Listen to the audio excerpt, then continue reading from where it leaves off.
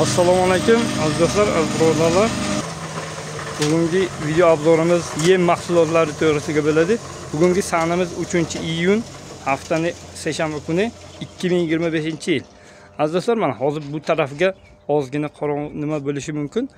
Yem tayyorlayapti. Shuni obzorini chiqaramiz. Manzilni aytib o'taylik. Manzil Samarqand tuman Sho'rboy Bitonka Samon bozorining yoniga mana shu seximiz ochilgan. Yangi sex.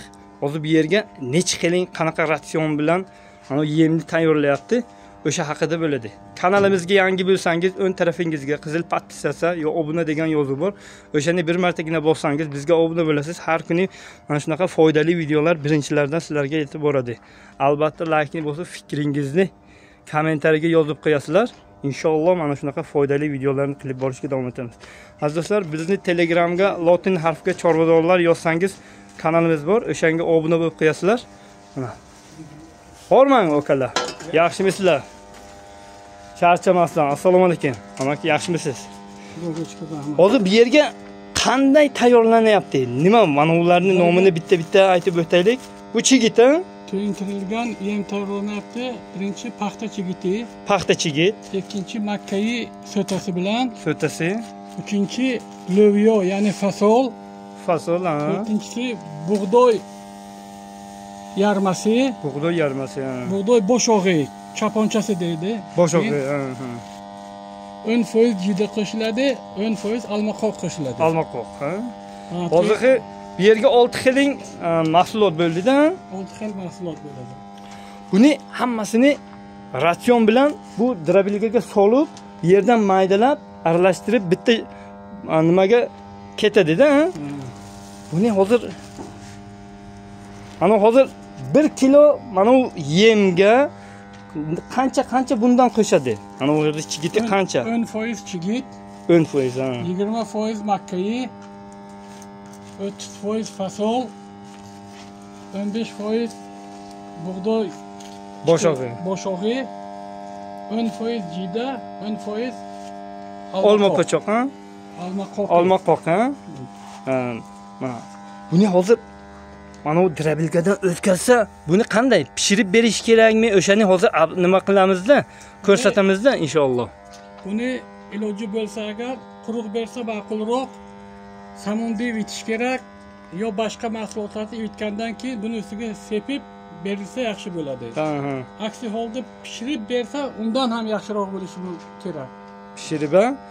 Men hozir buni tayyorlagan, hozir bir qator ko'rsatamiz. Buni hozir narxi-navosi nech pul? Buni hozir 1 kilosi bu yerga optun joyi, misol uchun yangi ochilgan sex kilosini bizlar 3,5 ming so'mdan sotyapmiz. 3,5 ming so'm, ha? Ha, 3,5 ming so'm. Mana, aziz do'stlar, hozir mana bu sigirga ham, semirgan ho'kizga ham hammasiga ketaveradi, ha? Qo'yga ham, molga ham. Qo'yga ham bo'ladi, ha, bemalol. Qo'yga ham, molga ham bemalol bersa bo'ladi. Mashalloh. Ichiga hammasi nima? Toza mahsulot, bunaqa nimasi yo'q, tosh-posh, boshqa nimalari yo'q. Hammasi mana, aziz do'stlar, ishonchli joydan qilyapmiz. Kimdir misol uchun yemxonaga hozir 1 kilo kunjola paraqa 6600 6700 bo'lyapti-da. Bu hozir 3,5 ming so'm, lekin haqiqatan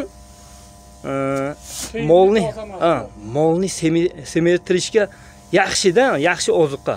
U ham maydalangan, bemalol hazm bo'ladi. Hozir bu tarafga amakamiz o'zlari mol boqyapti. Ana shuni suvga botirib nima qilgan, o'shani obzorini chiqaramiz inshaalloh. Mana aziz do'stlar, mana uyutilgan holga berish. Uyutilgan, ha? Uyutilgan. Mashalloh. Hozir mana 100 litr suv ketadigan bo'shkani yarmiga nech kilo bundan ketadi bu bug'doyning boshog'i? 12 kilosini uyutganda 45 kilo yem tayyor bo'ladi, ha? 12 kilosi 45 kilo bo'ladi-da inshaalloh. Bunga 12 kilo yana kepak qo'shiladi. Va 5 kilo semishka po'chog'i. 5 kilo semishka po'chog'i. Hozir ana mollarni semirib, mazza qilib yotganini ko'rsatamiz. Mana shu yemdan beryapmiz, deyapti. Hammasi g'unojin inshaalloh azizlar. Mana.